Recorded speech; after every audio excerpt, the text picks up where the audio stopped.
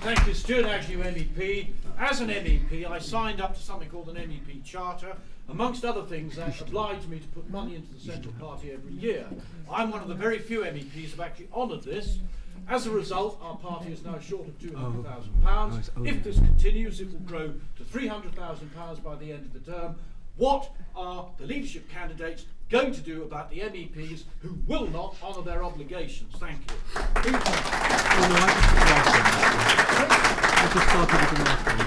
Right, okay. David? Well, fortunately, I've heard this question from Stuart now, I think, for the 5th time. and there is still no answer. Because there is no answer. Apparently, the document that the MEP signed was drafted so badly it doesn't have any legal force. So the whole thing is a complete waste of time. You can have a go at them, you can name and shame them, that might be something to do. But if these people aren't going to honour their obligations, we're stuffed, because we did it all wrong in the first place. And it's not just that, they also signed a charter to say that if they left the party, they would step down from their MEP's positions. How many have done that? None. Thank you, David. Okay. Jane? Well, I've got to say, if I don't know their personal circumstances, I don't know who has paid what, I haven't actually seen those facts and figures. But if somebody hasn't met their obligation as an MEP to pay this money, and there is no real reason that they shouldn't have done, then I would be quite at ease with removing the UKIP whip and spokesman position on those MEPs. If they can't support the party can't support them. Thank you. David? Thank you. I think I've heard this question a few more times than David. It's the 7th time. The way I think it was done was not right, because people went through the process, they paid a bit of money, they attended hustings, they got onto the list, were very happy, and then the party came to them afterwards and said, well, now you must sign this, otherwise you're going to be thrown off the list. Now, if it had been done all in advance, so everybody knew that they had to sign up to a charter before they actually entered their name into the process to become an MEP, I'd have said, fine, that holds some legal weight. But, to actually come afterwards with a threat, I don't think that's right. But that, we do need money, and we do need the MEPs who have a lot of money to support the party, and you'd hope that out of the kindness of their heart that they will do. And I think you can look at people who don't and you say, well, if you're not, you can't be a spokesman, and perhaps, we won't put you forward to be an MP. But we do need... Am I out of time now? Yes. Oh. I'll tell you the rest of the answer later. Well, again, Stuart has asked this question before, and quite rightly so, because I'm on the NEC. I do actually have observation of those who have paid and those who haven't, and I'm afraid there is very few that have coughed up the money. Stuart is one of them. The vast majority, possibly about 3/4 of our MEPs, have not honoured what they signed up for, and quite frankly, I think it's disgraceful, and I wouldn't show my face if I was an MEP. To be honest, we all put money into the party. They have not. They had about £1 million, give or take, this is Alan Bound saying this, to actually fight to get them in the positions that they're in. That was us fighting, and that was money spent on them.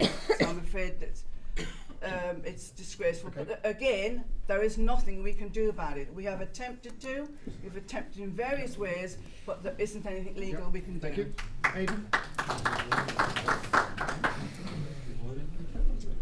I've started a couple of businesses from scratch. When those businesses were struggling to survive, I didn't pay myself. I'm running a not very mature business now, and it makes a profit, but that's because I don't draw any money from it. And that's a comment on the morality of what they've done, but as I've said in other hustings, imagine what the media would make of it if we tried to take legal action under common law, especially given what Marion has just told us. Which I'm sorry, not Marion, Jane, who pointed out that was it Jane? In any case, that the agreement may not be enforceable. Yep. So you. I just don't think we can do anything about it, however atrocious it is. MEPs, and dare I say, assembly members, are all there because they are part of UKIP. Without UKIP, they would not have the salaries. Every MEP should want to donate 10% of their salary to UKIP. Every assembly member there should then give at least 5% of their salary to UKIP. I believe it's right, it's morally right, and it would send a great message out to all the hard-working people on the ground who do it for nothing every day, get nothing, in fact pay out. So these who have benefited, and they're doing good jobs, should have a moral duty to give back something to the party that's given them a salary. Thank you, today. Mabel. Thank you.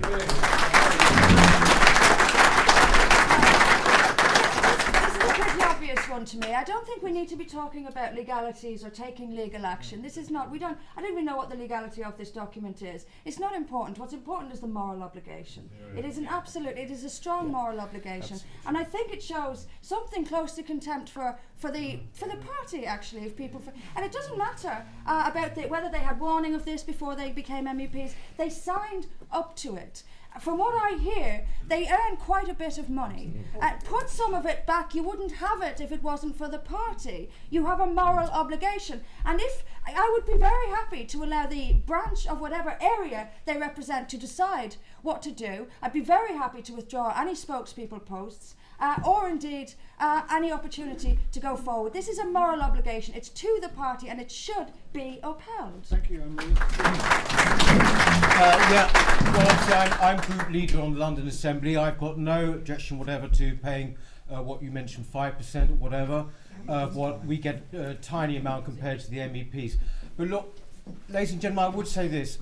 We are up here basically to be judged as a possible leader, not chairman. We're not here in a chairman contest, right? These people, the MEPs, they're going to be gone in 2019. Let's not cannibalise ourselves and go on about this. Yes, it's wrong, but it's coming to an end. We've got to concentrate on being a fully domestic party from now on with good funders behind us. That's what we've got to concentrate on. Thank you. Now, I believe the ladies in the blue top wanted the question. Bring the ladies in. We'll come to you in a minute, sir. How do you think you'll be able to relate to the young vote going forward? Because I think that may be an issue in the future. Right, the question is, how do you think you are going to relate to the young vote? Peter. Okay. I think that it's obviously very important. Every single one of us up here is going to say how important it is to relate to young people. You know, there's just, it's like, you know, when did you stop beating your wife? You know, it's obvious. We've got to do that, particularly this party.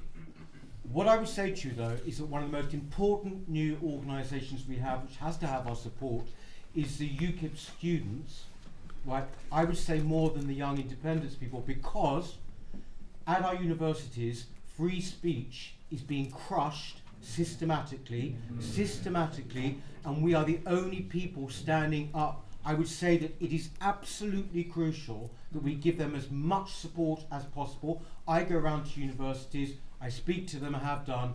UKIP students, it's a new organisation.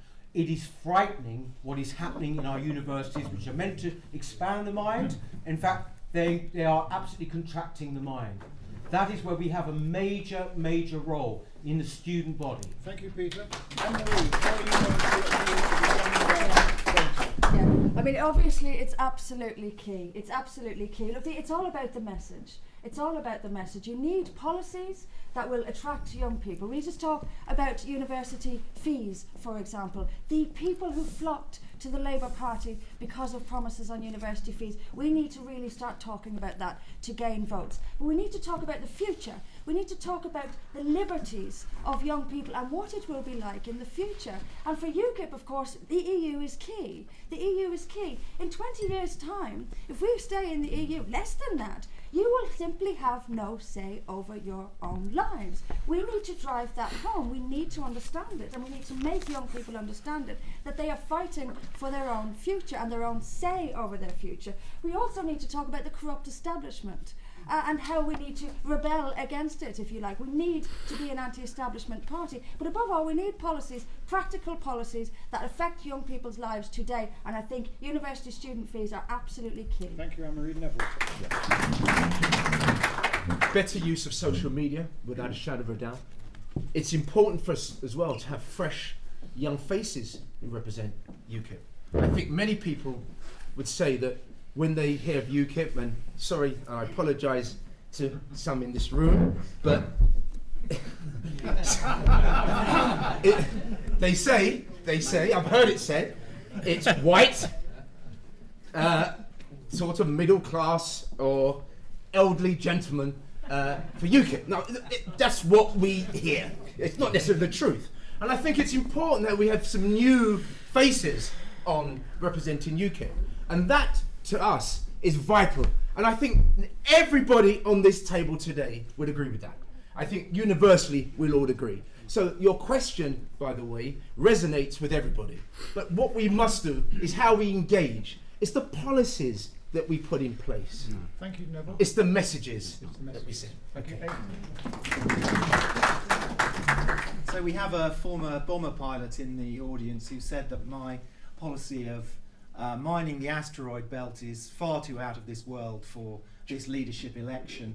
And as most of my rivals will know, when I made a speech throughout the hustings in Yorkshire in favour of it, I dug myself a deep hole, as a result of which probably not a single person present was interested in voting for me, apart from the youngest person there, who came up to me afterwards and said, I've wanted to be on that rocket with you since I was 14, and you've got my vote. Was he on drugs? So I think this is to do with policies. Now, Peter may think the idea of mining asteroids is only for people on drugs, but if you go to my blog, you will know that it is in fact an easy £10 billion gain over the next 10 years. Thank you very much.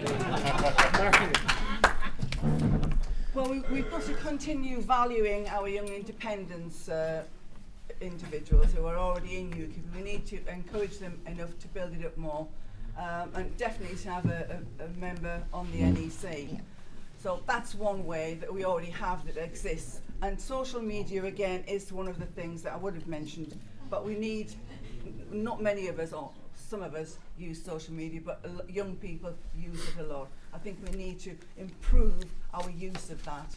And another thing, again, that I do find, UKIP seems to be a bad word in schools, sort of because the children are led by what their parents think, and sometimes UKIP has been seen as a bad, as a nasty party, whatever term you want to call it. So I would like to see us getting 2 or 3 teams together to actually go into sixth forms, to go into universities and give talks. Thank you. Some of us have done that in the past, and it does work. Thank you. David.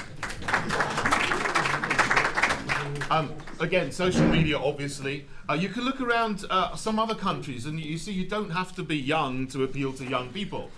In Italy, there's Beppe Grillo, who's in charge of the 5-star movement. So a huge following among young people, and they're a Eurosceptic party. Sweden Democrats in Sweden. Sorry? Cool. Yeah, okay, well, thanks for helping my speech. Of course, I was just coming to that. Everyone else want to chip in as well, that's great. But of course, thank you, Neville. Corbyn has done, can I have a little bit of extra time for that? He has done well, of course, on the left wing. But yes, we do need to get in and do the hard graft and hard work in universities and schools. I've been to 3 universities and 4 schools and colleges over the last year. It's tough. But when I come out of a talk, people say, well, you're not as bad as we thought. You know, you're all right for UKIP. A couple of them even said, you know, I'm going to vote for you. So we need to do that, a multi-spectrum policy.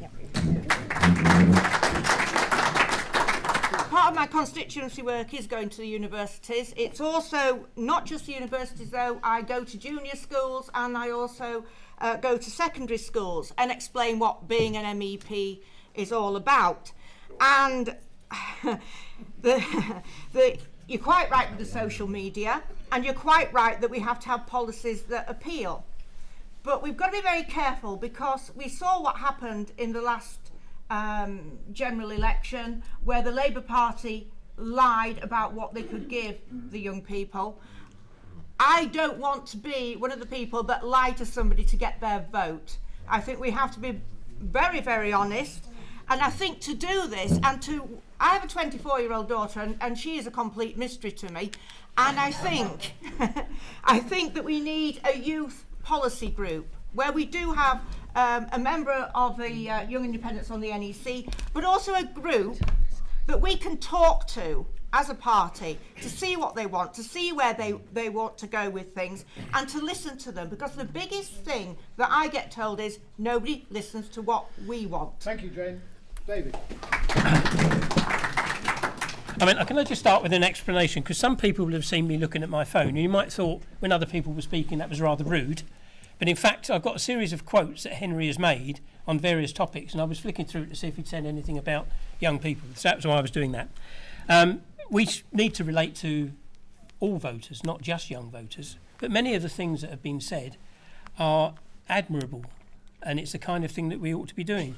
But principally, we gain attention from people if we provide a vision that people can connect with, that people see is realistically achievable, and they feel that we can do that.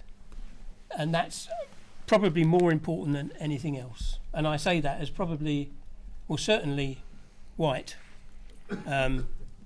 certainly probably mature, perhaps middle class. But there's nothing I can do about that. Okay, thank you. Now,